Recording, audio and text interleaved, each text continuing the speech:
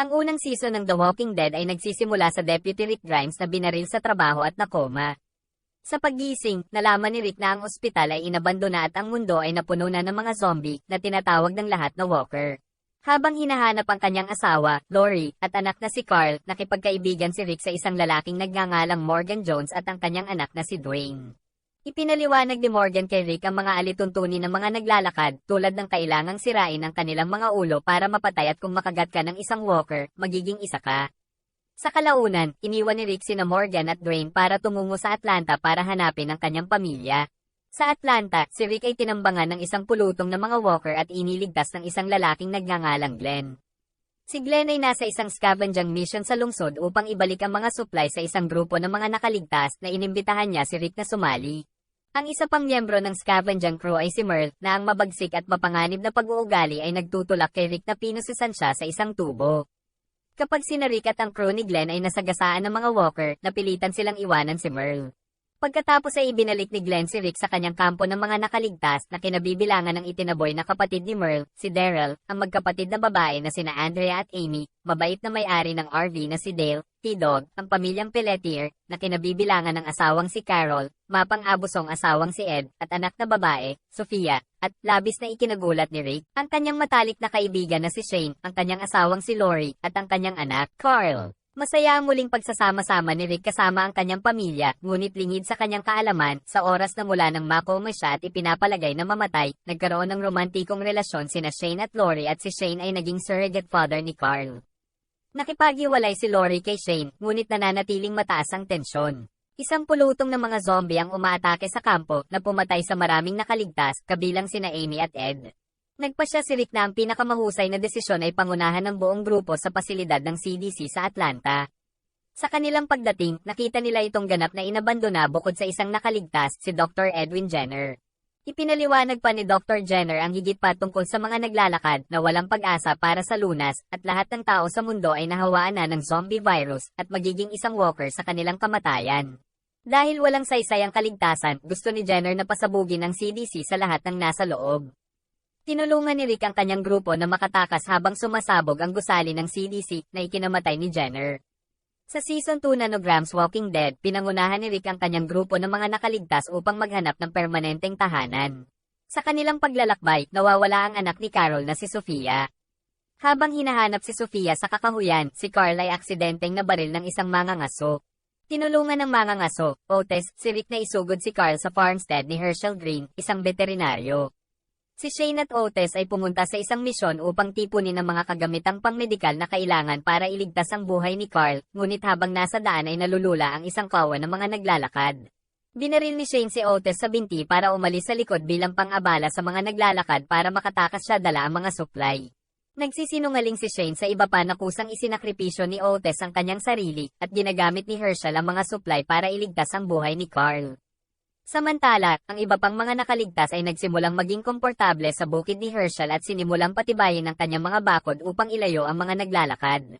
Nag-aalangan si Herschel na payagan ng malaking grupo ng mga estranghero na manatili sa kanyang sakahan kasama ang kanyang pamilya, ngunit atubiling sumang-ayon kung susundin nila ang kanyang mga patakaran. Nagsimulang maging komportable si Daryl sa kanyang bagong tuklas na pamilya at nakipagkaibigan kay Carol. Natuklasan ni Lori na siya ay buntis, ngunit hindi siya sigurado kung ang ama ay si Rick o Shane na nagdulot ng mas tensyon sa relasyon ng dating matalik na kaibigan. Nagkaroon ng pagmamahalan si Glenn sa anak ni Herschel na si Maggie na dapat nilang ilihim sa kanyang ama. Nang matuklasan ni Glenn na si Herschel ay nagtago ng isang kamalig na puno ng mga walker sa kanyang ari-arian, ipinaliwanag ni Herschel na silang lahat ay kanyang pamilya at umaasa siyang iligtas niya silang lahat sa pamamagitan ng paghahanap ng lunas. Bagamat ikinagagalit nito si Rick, pinagalitan nito ang lalong hindi nakabitin na si Shane, na nagbukas ng mga pintuan ng kamalig upang palabasan ng mga naglalakad. Isa-isang pinapatay ni Shane at ng iba pang grupo ang mga naglalakad, kabilang ang huling lumalakad na lumabas mula sa kamalig, si Sofia. Si Herschel ay nabalisa sa mga kaganapan sa kanyang sakahan at umuurong sa isang kalapit na bar sa bayan upang uminom. Hinanap siya ni Rick at Glenn at kumbinsihin siyang huminto sa pag-inom at bumalik sa bahay, ngunit inatake sila ng isang grupo ng marahas na estranghero. Habang tumatakas si Rick, Herschel, at Glenn, isa sa mga estranghero, si Randall, ay nasugatan. Dahil sa ayaw niyang iwan ng lalaki para patayin ng mga naglalakad, dinala ni Rick si Randall pabalik sa bukid. Ang mga bagay ay mabilis na nag-ulo sa kung ano ang gagawin kasama si Randall. Ang grupo ng estranghero ay marahas at hahanapin siya, inilalagay sa panganib ang lahat sa bukid. Ngunit kung hahayaan nilang umalis si Randall, maaari pa rin niya silang ibalik sa bukid. Naninindigan si Shane na kailangang mamatay si Randall, ngunit sinusubukan ng mabait na Dale na patahimikin ang lahat. Nang kalaunan ay pinatay si Dale ng isang walker, napagpasyahan ni Rick na parangalan ang buhay ni Dale sa pamamagitan ng pagliligtas kay Randall. Sa kasamaang palad, kinukuha ni Shane ang mga bagay sa sarili niyang mga kamay, pinalabas si Randall sa bukid para patayin siya sa kakahuyan. Nang matuklasan ni Rick ang gawang ito, hinarap niya si Shane. Pagkatapos ay hinawakan ni Shane si Rick sa tinutukan ng baril, kumbinsido ang kanyang matalik na kaibigan na hindi makakagawa ng mahihirap na desisyon na kinakailangan para mapanatiling buhay ang kanilang grupo. Napilitan si Rick na saksakin si Shane, pinatay siya. Nang muling nabuhay si Shane bilang walker, napilitan ng batang si Carl na barilin siya sa ulo para iligtas ang buhay ni Rick. Ang tunog ng putok ng baril ay umaakit sa isang pulutong ng mga zombie sa bukid, at ang mga nakaligtas ay napilitang tumakas. Marami sa mga miyembro ng pamilya ni Herschel ang napatay, ngunit siya at ang kanyang mga anak na babae na sina Maggie at Beth ay nakatakas kasama ang grupo ni Rick. Sa panahon ng kaguluhan, si Andrea ay nahiwalay sa iba, ngunit iniligtas mula sa sangkawan ng mga zombie ng isang misteryosong nakahod na babae na nagngangalang Micah na may hawak na nakamamatay na katana. Sa Season 3 Nanograms The Walking Dead, 8 buwan ang lumipas at nagpasya ang grupo ni Rick na iset up ang kanilang bagong tahanan sa isang abandonadong kulungan. Habang nililimas ang bilangguan ng mga naglalakad, nakagat si Herschel sa paa, ngunit pagkatapos putulin ito upang ihinto ang impeksyon, nailigtas ang kanyang buhay. Kapag tumunog ang isang alarma sa bilangguan, nagsisimulang dumagsa ang mga naglalakad na nagdudulot ng kaguluhan sa loob ng mga pader ng bilangguan. Isinakripisyo ng T-Dog ang kanyang sarili para iligtas si Carol, habang sina Lori, Maggie, at Carl ay nakakulong sa isang boiler room mismong nanganak si Lori. Napilitan si Maggie na magsagawa ng C-section kay Lori para maipanganak ang sanggol, ngunit namatay si Lori sa proseso. Pagkatapos ay napilitan si Carl na barilin sa ulo ang kanyang ina upang maiwasan itong muling mabuhay bilang isang walker. Habang inalis ang mga walker at muling nagsasama-sama ang mga nakaligtas, nalungkot si Rick nang malaman ang pagkamatay ni Lori at pinangalanan ang kanilang bagong anak na babae na Judith. Natuklasan din ng isa pang grupo ng estranghero, sa pamumuno ng magkapatid na Tyrese at Sasha, ang kulungan at pinapayagang manatili upang sumali sa grupo ni Rick. Sa loob ng ilang sandali, may aktwal na kapayapaan sa kulungan at nagpropose si Glenn kay Maggie. Samantala, natuklasan ni na Andrea at Micah ang lubhang nakukuta ang bayan ng Woodbury, pinamumunuan ng isang lalaking kilala bilang gobernador. Si Micah ay lubos na naghihinala sa pinunong ito, ngunit mabilis na napagtagumpayan si Andrea ng kanyang alindog. Nakatira rin sa Woodbury si Merle na nakaligtas sa pagkakapausa sa panahon ng pag-atake ng walker sa pamamagitan ng pagputol ng kanyang sariling kamay. Habang sinisimulan ni Micah na imbestigahan ng gobernador, natuklasan niya na si Merle ay naatasang magdala ng mga walker sa bayan ng buhay para sa isang residenteng nagngangalang Milton upang mag-eksperimento. Ang ibang mga walker ay ginagamit para sa mga pampublikong labanan ng gladiator bilang libangan para sa mga residente ng Woodbury. Naiinis sa kanyang natuklasan, nagpasya si Micah na umalis sa Woodbury, kahit na pinili ni Andrea na manatili. Habang naghahanap ng bagong tahanan, nasaksihan ni Micah na nakuha ni Merle sina Glenn at Maggie, na nasa labas naghahanap ng mga panustos ng sanggol. Pagkatapos ay hinanap ni Micah ng kulungan, at inalertuhan si Rick tungkol sa pagkakahuli ni na Maggie at Glenn. Sinamahan ni na Rick at Daryl si Micah sa Woodbury, kung saan iniligtas nila sina Glenn at Maggie. Habang naroon, inaway ni Micah ng gobernador at sinaksak siya sa mata.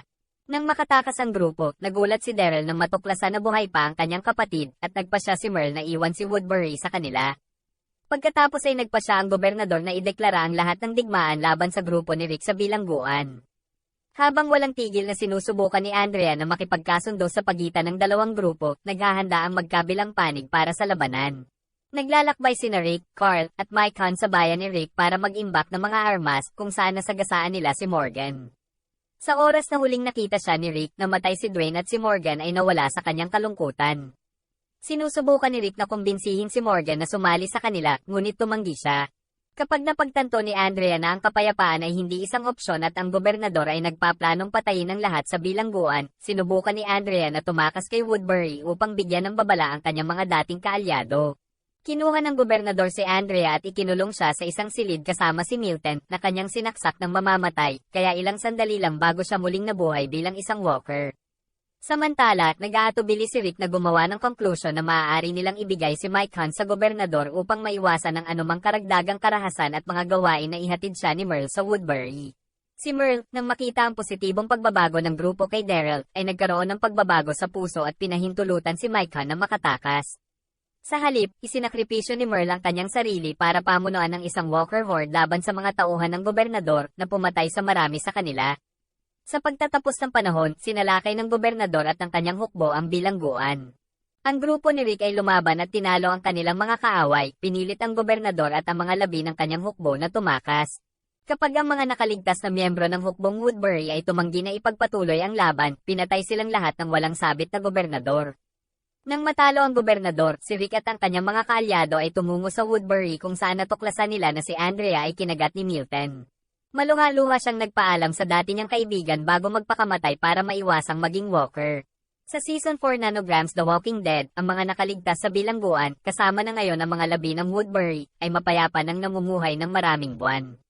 Kapag nagsimulang kumalat ang isang nakamamatay na trangkaso sa mga nakaligtas, pinapatay ni Carol ang ilan sa mga may sakit at sinunog ang kanilang mga katawan upang pigilan ang pagkalat ng sakit. Si Carol ay naging mas malakas ang loob at pragmatic mula nang mamatay ang kanyang asawa at anak na babae, ngunit sa kabila ng pag-unawa ni Rick sa kanyang iniisip, napilitan pa rin siyang paalisin siya sa bilangguan. Samantala, nakilala ng natalong gobernador ang pamilyang Chandler, Tara, Lily, at anak ni Lily, Megan. Itinago ng gobernador ang kanyang nakaraan mula sa pamilya at nagkaroon ng relasyon kay Lily. Nang tumakbo ang gobernador sa kanyang matandang kanang kamay na si Martinez, natuklasan niya na si Martinez ay nagtipon ng sarili niyang tapat na hukbo at arsenal. Pagkatapos ay pinatay ng gobernador si Martinez at pinamunuan ang kanyang bagong hukbo patungo sa bilangguan, sa pag-asang kunin ito upang makakuha ng ligtas na tahanan para sa mga Chandler. Sa labas ng bilangguan, hinuli ng gobernador sina Mike Hunt at Herschel na nagbabanta sa kanilang buhay kung hindi aalisin ni Rick ang bilangguan.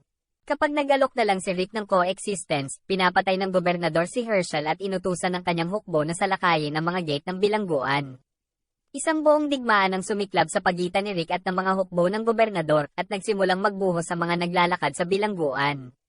Sa kaguluhan, kinagat ng Walker si Megan at napilitan ng gobernador na ibaba siya. Sa pagpasok ni Rick at ng gobernador sa isang awayan, sinaksak ni Mike Hunt ang gobernador na nasugatan ito ng mamamatay. Si Lily, naliligalig sa sakit na idinulot ng gobernador sa kanyang pamilya, pinatay siya bago siya lumunin ng mga naglalakad. Ang mga nakaligtas mula sa bilangguan ay napipilitang iwanan ng kanilang tahanan at hiwalay sa isa't isa. Ang magkakaibang grupo ay nagsimulang makakita ng mga palatandaan na humahantong sa isang dapat na santuaryo na kilala bilang Terminus. Sa kanilang magkahiwalay na paglalakbay sa Terminus, napilitan si Carol na pumatay ng isang kabataang babae na pumatay sa sarili niyang kapatid sa pag-asang maging zombie siya, inagaw si Beth ng mahiwagang estranghero, at si Glenn ay naglakbay kasama si Terry Chambers bago tumakbo sa dating sundalong si Abraham Ford at ang kanyang kasintahang si Rosita Espinosa, na nag-escort sa scientist na si Eugene Porter sa Washington, D.C. para maghatid ng dapat na lunas sa Walker outbreak. Habang patapos na ang season, nakarating sina Rick, Carl, Mike Hunt, at Daryl sa Terminus, kung saan sila ay magiliw na binati ng pinuno nito na si Garrett at hiniling na ibigay ang kanilang mga armas. Mabilis na napagtanto ni Rick na may nangyaring masama tungkol sa Terminus bago sila hawakan sa nakatutok ang baril at ikinulong sa loob ng isang tren kung saan natuklasan nilang lahat ng iba pa nilang kaalyado, maliban kina Carol at Tyrese, ay nahuli rin. Ngunit hindi nag-alala si Rick tungkol sa pinakabagong problema ng kanyang grupo dahil nakipagtalo lang si Terminus sa mga maling tao. Sa Season 5 Nanograms The Walking Dead, tumulong sina Carol at Tyrese na iligtas ang kanilang mga kaibigan mula sa Terminus na, lumalabas, ay mga cannibal. Sa kanilang pagtakas, kasama ng grupo ni Rick si Padre Gabriel, na kasalukuyang nakakaranas ng krisis ng pananampalataya matapos ilock ang kanyang kongregasyon palabas ng kanyang simbahan na humahantong sa kanilang lahat kinakain ng mga naglalakad. Sa kalaunan, hinarap at pinatay ni Rick ang pinuno ng Terminus na si Garrett. Nagpa siya sina Abraham, Rosita, Glenn, Maggie, at Tara na ipagpatuloy ang pag-escort kay Eugene patungong Washington, D.C., habang si Rick at ang iba pa ay nananatili upang hanapin ang dinukot na si Beth. Sa kanilang paglalakbay sa D.C., ipinagtapat ni Eugene sa grupo na nagsinungaling siya tungkol sa pagiging isang scientist at pag-alam ng lunas para kumbinsihin ang mas malalakas na tao na protektahan siya. Natuklasan ng grupo ni Rick na kanidnap si Beth ng isang grupo ng mga nakaligtas na pumalit sa isang inabandonang ospital. Kinukuha ni Rick ang mga miyembro ng grupo ng ospital para ipagpalit kay Beth, ngunit habang nakikipagpalitan, sinaksak ni Beth ang pinuno ng ospital, si Don. Biglang binaril ni Don si Beth, nag-udyok kay Daryl na patayin si Don. Ang grupo ni Rick ay umalis sa ospital, wasak. Sa kabila ng nalantad na kasinungalingan ni Eugene, nagpa siya ang grupo na magpatuloy sa kanilang paglalakbay patungong DC. Sa daan, lumalaki ang tensyon at pagkapagod habang unti-unti silang nauubusan ng pagkain at tubig. Kapag ang Tyrese ay nakagat ng isang walker at namatay, ang espiritu ng grupo ay lalong humihina. Sa kalaunan, ang grupo ay nilapitan ng isang estranghero na nagngangalang Aaron, na naghatid sa kanila ng pagkain at tubig at ipinaliwanag na siya ay mula sa isang pader na ligtas na lugar na kilala bilang Alexandria. Ang kanyang komunidad ay may pagkain, tubig, at maging mga bahay na may kuryente at tubig. Sa kabila ng pangamba ni Rick na ang Alexandria ay isa pang Woodbury o Terminus, nag-aalangan na sumama kay Aaron ang grupo. Sa Alexandria, nakilala ng grupo ang pinuno ng komunidad, si Dina Monroe, at napilitang i-turn over ang lahat ng kanilang mga armas. Sa kabila ng mga hinala ni Rick, eksakto ang Alexandria sa ipinangako ni Aaron. Ang komunidad ay napakaligtas at ligtas sa katunayan, na karamihan sa mga residente nito ay ganap na walang kamalayan at walang kasanayan sa pakikitungo sa mga naglalakad. Ang mga miyembro ng grupo ni Rick ay nagsimulang manirahan ng maayos sa kanilang bagong tahanan, kasama si Carl na nagsimulang makipag-date teenage na residente ng Alexandria na si Enid. Sa kasamaang palad, patuloy na nakakaramdam ng paranoid si Rick at tinatalakay kasama ang magkatulad na pag-aalinlangan na Daryl at Carol ng mga paraan na maaari nilang sakupin ng Alexandria sakaling magkagulo ang mga bagay. Samantala, sinimula ni Daryl na samahan si Aaron sa kanyang mga misyon sa pagmamanman at ang dalawa ay tumakbo papunta kay Morgan, na sinusundan ng isang mapa na iniwan sa kanya ni Rick upang muling makasama ang kanyang dating kaibigan. Nang matuklasan ni Rick na inaabuso ng Sergio ng bayan, Pete, ang kanyang asawa, si Jesse, at mga anak, sina Ron at Sam, pumunta si Rick kay Dina para kumilos. Nag-aatubili si Dina na parusahan si Pete dahil napakahalaga ng kanyang kakayahan bilang isang surgeon.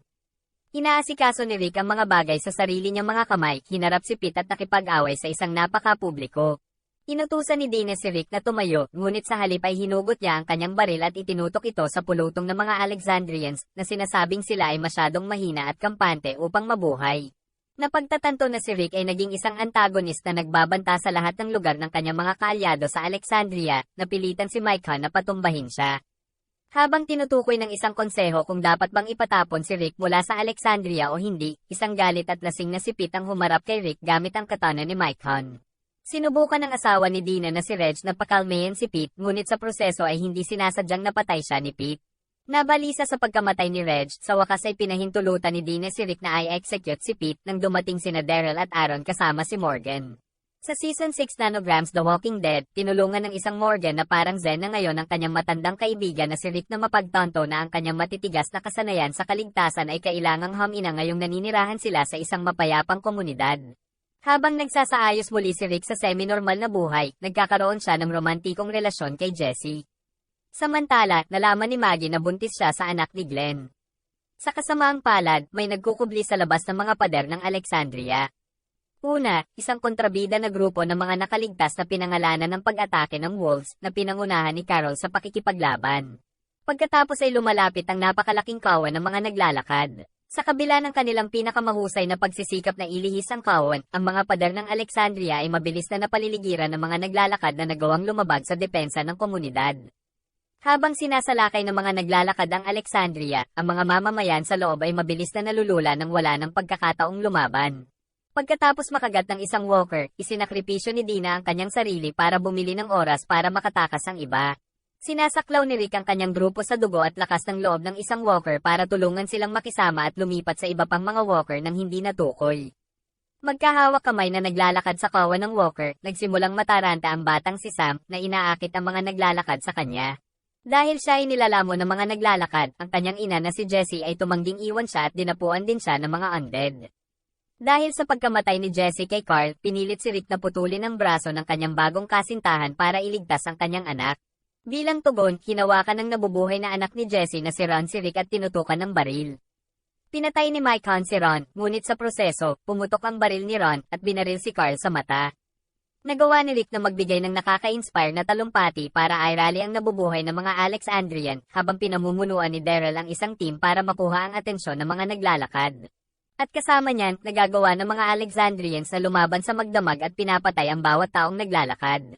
Pagkalipas ng 2 buwan, pinamunuan ni Rick ang Alexandria at nagsimula ang isang pag-iibigan kasama si Mike Hunt, na gumanap bilang isang ina kina Carl at Judith.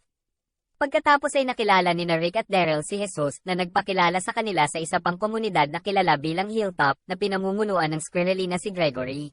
Ipinaliwanag ni Jesus na isang lalaking nagngangalang Negan ang pinuno ng isang kontrabida na grupo na kilala bilang mga tagapagligtas na nangingikil ng mga supply mula sa Hilltop sa ilalim ng banta ng pag-atake. Si Daryl ay may run-in sa mga nakatakas na saviors sina Dwight at Sherry na nagnakaw ng kanyang motorsiklo at crossbow. Upang makatulong na palakasin ang mga supply na nawala sa pag-atake ng Walker, nakipagkasundo si Maggie kay Gregory na patayin si Negan at pigilan ang mga saviors kapalit ng kalahati ng mga supply ng Hilltop. Ang grupo ni Rick ay nagsimulang manghuli ng mga tagapagligtas at kinakatay sila sa kanilang iba't ibang compound. Habang tumatakbo, nagsimulang makaranas si Maggie ng pananakit ng pagbubuntis at sinubukan ng grupo na isugod siya sa Hilltop para sa medikal na atensyon. Sa kanilang paglalakbay, natuklasan ng grupo na ang lahat ng ruta ay hinaranggan ng mga tagapagligtas na nagpilit sa grupo ni Rick sa isang bitag ng tagapagligtas. Habang kinukuha ng mga tagapagligtas ang lahat at tinutukan sila ng baril, sa wakas ay ipinakita ni Negan ang kanyang sarili. Gamit ang isang barbed wire covered baseball bat na binansagan niyang Lucille, ipinaliwanag ni Negan na kailangan ng isang tao sa grupo ni Rick na mamatay bilang paghihiganti para sa pagpatay sa hindi mabilang na mga saviors. Sa Season 7 Nanograms The Walking Dead, iginiit ni Negan ang kanyang paghihiganti sa pamamagitan ng brutal na pambubugbog kina Abraham at Glenn hanggang mamatay. Ipinaliwanag ni Negan na si Alexandria ay nagtrabaho para sa mga tagapagligtas ngayon, at para matiyak ang kanilang karagdagang pagtutulungan, dinala niya si Daryl na bihag pabalik sa tahanan ng mga tagapagligtas, na kilala bilang Sanctuary. Habang nakakulong, higit na natututo si Daryl tungkol sa panloob na gawain ng mga tagapagligtas, kung saan ang mga hindi sundalo ay pinilit na gumawa ng trabaho upang makakuha ng mga panustos o ginhawa. Ang Negan ay kumukuha din ng maraming asawa, kadalasan sa pamamagitan ng puwersa. Natuklasan din ni Daryl na bumalik sina Dwight at Sherry sa Sanctuary, kung saan napilitan si Sherry na maging isa sa mga asawa ni Negan, at nasunog ang kalahati ng mukha ni Dwight bilang parusa sa kanyang pagtatangkang tumakas. Sa panahon mula noong huling nakita ni Daryl si Dwight, nakuha niya ang tiwala ni Negan at naging isa sa kanyang nangungunang tenyente, kasama si Simon. Sa kalaunan, tinulungan ni Sherry si Daryl na makatakas bago umalis para sundan ang sarili niyang landas. Sa kanyang unang pagbisita sa Alexandria, kinumpiska ng Negan ang lahat ng kanilang mga armas at karamihan sa kanilang mga gamot. Tinanggap ni Rick ang pagkatalo at hinikayat ang kanyang komunidad na sundin ang utos ng mga tagapagligtas. Marami sa komunidad ang tumatanggi sa ideyang ito, kabilang si Rosita, na nagsimula ng isang relasyon sa anak ni Dina, Spencer, at nag-atas kay Eugene sa paggawa ng mga live ammunition. Nang bumalik si Negan at mapatay si Spencer, gumamit si Rosita ng bala na ginawa ni Eugene at isang smuggled na baril para barilin si Negan, ngunit sa halip ay tinamaan si Lucille. Bilang ganti, pinatay ni Negan ang isa pang Alexandrian at kinuha si Eugene na hostage. Mabilis na sumuko si Eugene sa autoridad ng Negan at ginamit ang kanyang isip na nakuha ang kanyang sarili sa isang lugar sa gitna ng pinakakatiwalaang konseho ng Negan. Pagkatapos ng isang masiglang usapan mula kay Mike Hunt, sa wakas ay naudyukan si Rick na lumaban sa mga tagapagligtas. Nakipag-alyansa ang Alexandria sa Hilltop at sa isa pang komunidad na kilala bilang Kaharian, na pinilit ding maging alipin ng mga tagapagligtas. Ang Kaharian ay pinamumunuan ng sira-sira Haring Ezekiel, na may alagang tigre, si Shiva, at may agarang interes kay Carol. Sa kabila ng maraming reserbasyon at pag-iingat niya, napagtagumpayan siya ni Ezekiel sa huli at nagkaroon sila ng pagmamahalan. Ang Alexandria ay binibigyan din ng mga baril ng komunidad na Oceanside, na pinatay ng mga tagapagligtas ang lahat ng kanilang mga tauhan. Pagkatapos, si Rick ay nakipag-alyansa sa isang grupo na kilala bilang mga scavenger, pinamumunuan ng mahiwagang Jades. At ang huling bahagi ng alyansa ni Rick ay si Dwight, na nag-aalok na kumilos bilang dobleng ahente para tumulong sa pagbagsak ng Negan mula sa loob. Habang naghahanda ang alyansa ng mga komunidad ni Rick na makipagdigma sa mga tagapagligtas, maraming tao ang naiinip at nagsisikap na gawin ang mga bagay sa kanilang sariling mga kamay. Pumasok si Carl sa Sanctuary upang patayin si Negan, at kahit nabigo siya, humanga si Negan sa katapangan ng binatilyo. Dahil sa pagkagusto sa bata, iniligtas niya ang buhay ni Carl at ibinalik siya sa bahay. Pumapasok din si Sasha sa Sanctuary upang patayin si Negan, ngunit nahuli rin siya. Sa pagdating ng Negan sa Alexandria upang sugpuin ng rebelyon bago ito magsimula, ang mga scavenger ay bumaling kay Rick at sinusuportahan ang mga tagapagligtas.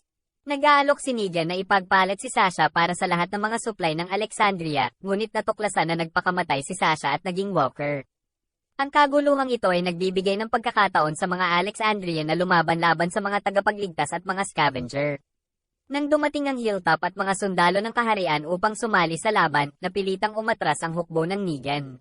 Sa Season 8 Nanograms The Walking Dead, naghahanda ang iba't ibang komunidad na kaalyado ni Rick para sa pinakahuling labanan laban sa mga tagapagligtas. Ang mga mamamayan ng Hilltop ay pinatalsik ang walang gulugad na Gregory bilang kanilang pinuno pabor kay Maggie, na nagrally sa kanila para lumaban sa paparating na digmaan.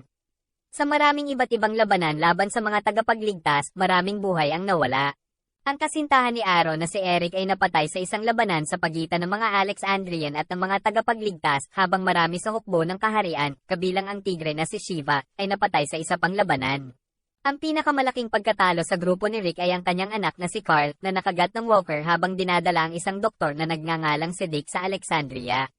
Nalungkot sina Rick at Mike Hunt sa pagkamatay ng kanilang anak, ngunit ang kanyang walang hanggang pag-asa ay nag-udyok sa kanila na ipagpatuloy ang kanilang laban. Samantala, maraming tagapagligtas sa ilalim ng utos ni Negan ang nagsimulang mapagod sa kakilakilabot ng mga kalagayan sa sanctuary. Nang masaksihan ng mga kalupitan na ginawa ng matapat na hukbo ng Negan laban sa kanilang mga kaaway, isang grupo ng mga tagapagligtas na pinamumunuan ni Alden ang umalis sa Negan upang sumali sa Hilltop. Nang kumbinsihin ni Rick ang scavengers na sa wakas ay iyon ang Saviors, ipinadala ni Negan si Simon para patayin ang isang scavenger bilang parusa para panatilihin ang iba sa linya. Dahil masyadong magaan ang parusa kay Negan, sa halip ay kinakatay ni Simon ang bawat scavenger maliban kay Jadis. Nang malaman ni Negan ang mga aksyon ni Simon, pinatay niya ito. Sa pagtatapos ng season, itinakda ng Negan ang yugto para wakasan ng mga tagapagligtas ang digmaan. Pinamunuan ni Eugene ang isang pabrika ng mga manggagawa para gumawa ng mga bala para sa hukbo ng tagapagligtas. Nang matuklasan ni Negan na si Dwight ay isang traidor na nagpapaalam kay Rick tungkol sa mga plano ng mga tagapagligtas, sinimulan niyang bigyan ng maling impormasyon si Dwight. Ang maling impormasyong ito ay direktang humantong sa hukbo ni Rick sa isang bitag. Habang pinalilibutan ng mga tagapagligtas si Rick at ang kanyang mga kaalyado at nagpaputok ng baril, bumaling ang lahat ng kanilang mga baril dahil sa pagsasabotahe ni Eugene sa mga bala. Ang hukbo ni Rick ay lumaban laban sa mga tagapagligtas, tinalo ang kontrabida na hukbo. Habang nag-aaway sina Rick at Negan sa laban hanggang kamatayan, si Rick ay nanalo, hinihiwa ang lalamunan ni Negan. Nagpasya si Rick na payagan si Dick na iligtas ang buhay ni Negan, alam niyang ito ang gusto ni Carl. Habang nagsisimulang muling itayo ang iba't ibang komunidad kasunod ng digmaan, nag-iisa si Morgan upang magkaroon ng bagong simula, umalis si Dwight upang hanapin ang kanyang asawa, si Sherry, at si Maggie ay naiwang galit kay Rick dahil sa kanyang desisyon na iligtas si Negan, at nanumpa para maghiganti sa pagkamatay ni Glenn. Sa Season 9 Nanograms The Walking Dead, 18 buwan na ang nakalipas mula nang matalo ang Negan at ang hukbo ng tagapagligtas. Ang mga komunidad ay nagsama-sama at muling itinayo sa panahon ng karamihan sa kapayapaan.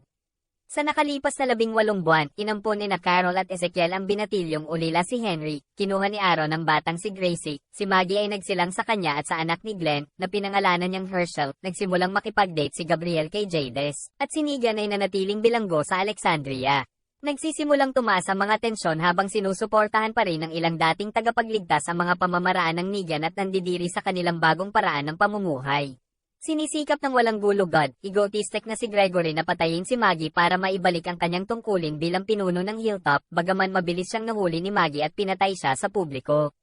Sinimulan ng Jadis ang pangangalakal ng mga residente sa isang misteryosong bagong grupo na may helicopter bilang kapalit ng mga supply.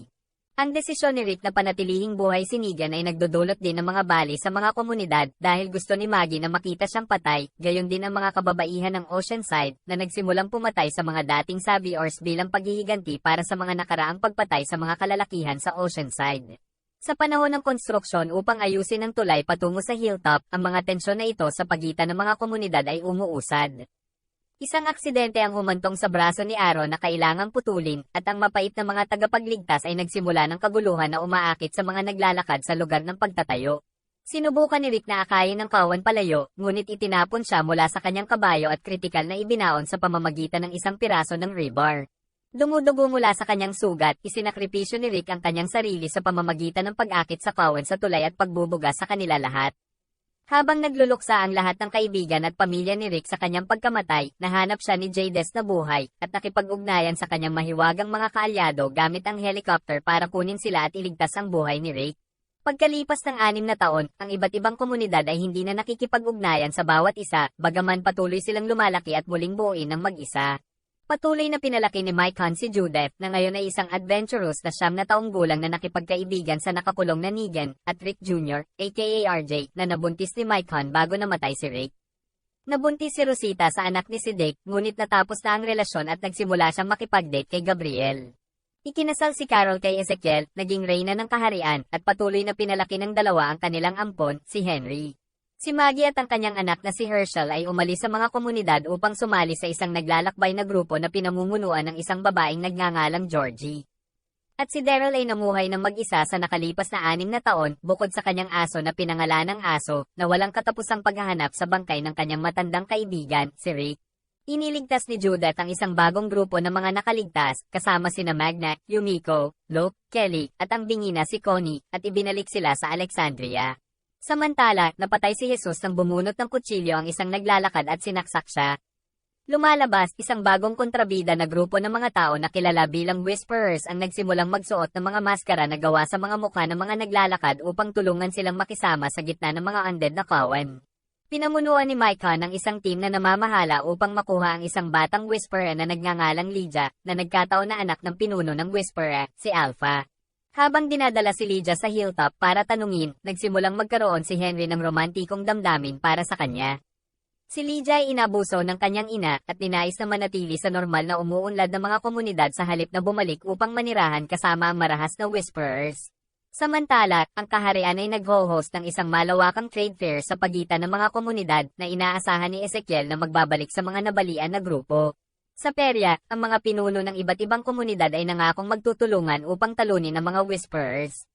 Sa kasamaang palad, si Alpha ay lihim na nakapasok sa perya, kung saan tinanggihan niya ang kanyang anak na babae at nagsimulang akitin ang mga hindi pinaghihinalaang biktima sa isang bitag.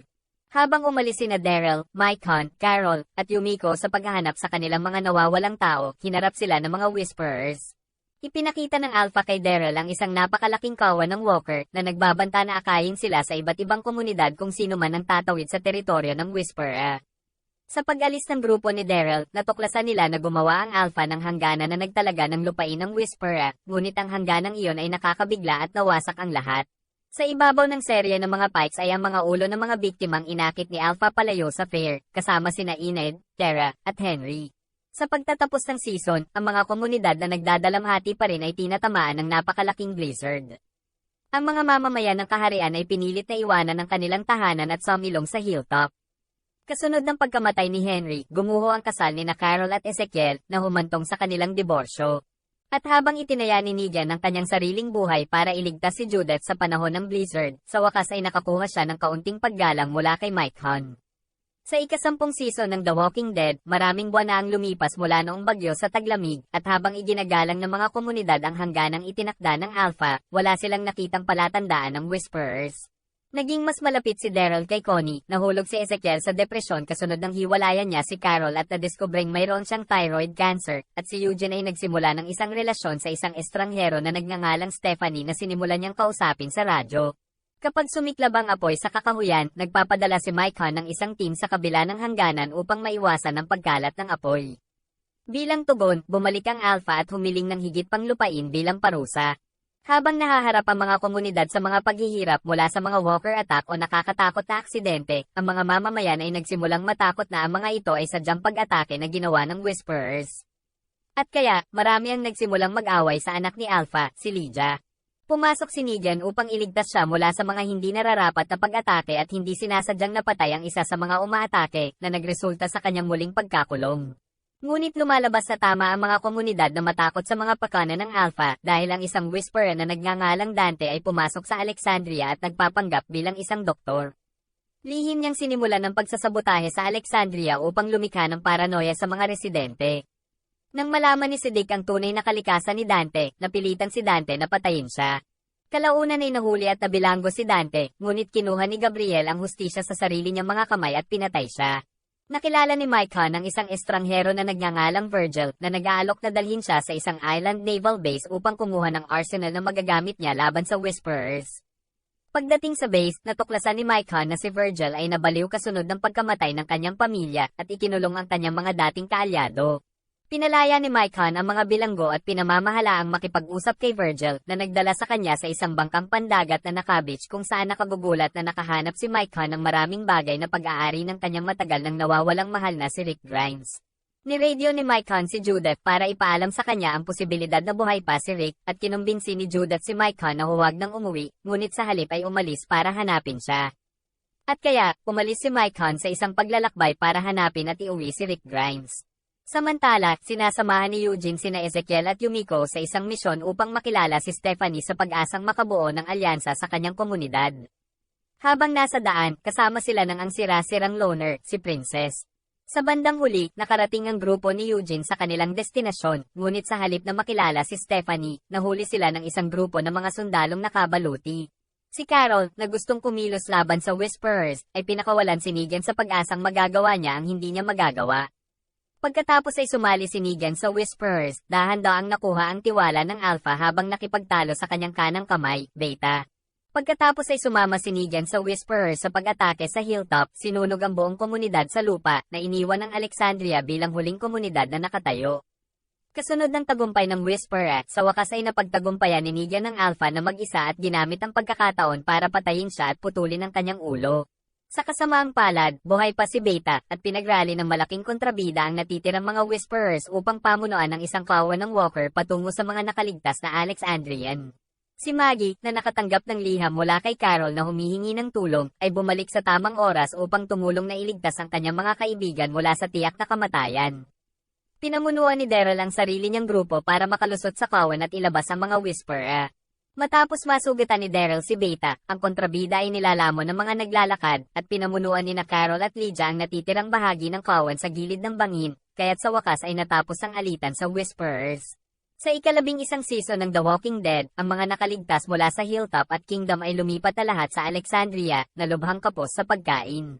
Habang pinamumunuan ni Maggie ang isang grupo para maghanap ng mga supply, inatake sila ng isang bagong kontrabida na grupo na kilala bilang Reapers, isang maliit ngunit napakahusay na parang kultong komunidad na pinamumunuan ng isang lalaking nagngangalang Pope.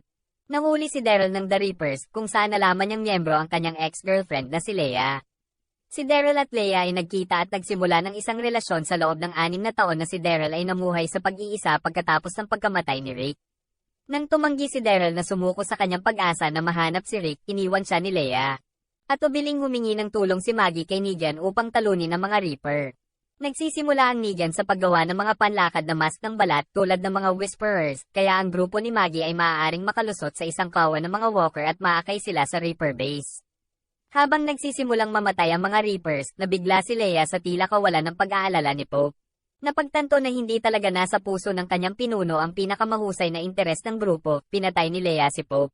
Pagkatapos ay tinanggihan ni Leah ang alok ni Daryl na sumali sa Alexandria at patuloy na nangunguna sa Reapers sa kanilang laban-laban sa Alexandria.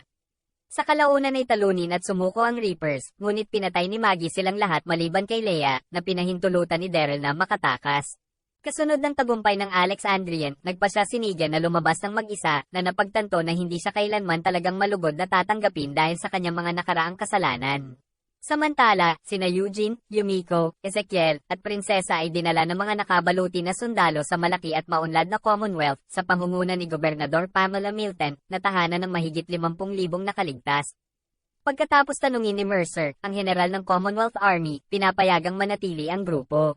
Habang nasa Commonwealth, mahimalang muling nakipagkita si Yumiko kasama ang kanyang kapatid na matagal nang nawala, si Tommy, at si Eugene ay sa wakas ay ipinakilala kay Stephanie. Ang grupo ay ipinakilala rin sa Deputy Governor na si Lance Hornsby, na sinamahan sila pabalik sa Alexandria kasama ang mga sundalo at mga supply para tulungan silang muling magtayo. Bagamat hindi lang ito ang alok na ginawa ni Lance na nagbibigay din ng pagbati para sa lahat na makasama siya pabalik sa Commonwealth.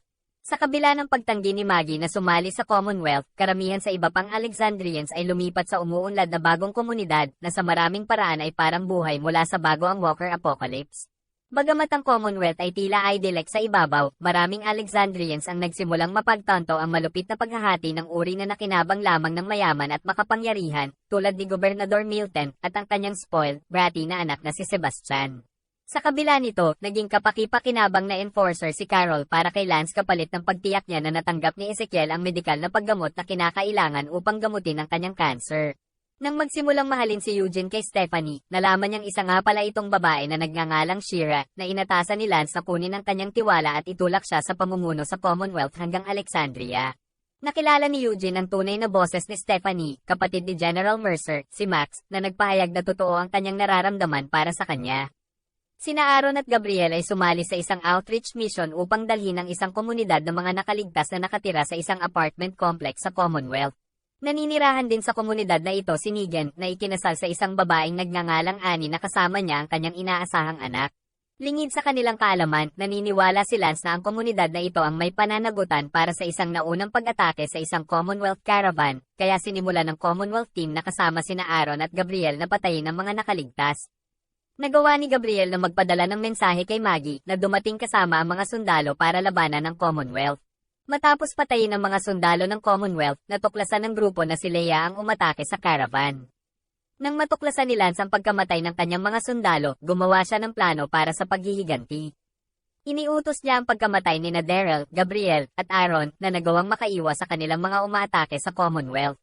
Pagkatapos ay nakipagsosyo siya kay Leia para patayin si Maggie, ngunit dumating si Daryl para iligtas siya at napilitang patayin ang kanyang dating mahal. At panghuli, kontrolado ng malaki at makapangyarihang hukbo ni Lance ang Alexandria, Hilltop, at Oceanside. Sa kabutihang palad, nagawa ni Carol na makipagkasundo kay Gobernador Milton at nakuha ni Daryl si Lance at ibinalik siya sa Commonwealth kung saan siya ay nakakulong dahil sa kanyang mga pagtatangka na agawin ang tungkulin ng pamumuno. Ang Commonwealth ay isa ng ligtas na lugar para manirahan ng mga nakaligtas, bagamat hindi pa rin ito mainam dahil pinamamahalaan ito ng mga makasarili at magarbong Milton. Habang nagsasagawa ng malawakang festival ang Commonwealth para ipagdiwang ang anibersaryo nito, inutusan ng nakakulong na Lance ang kanyang mga tapat na alipin na patayin ang ilang janitor ng Commonwealth.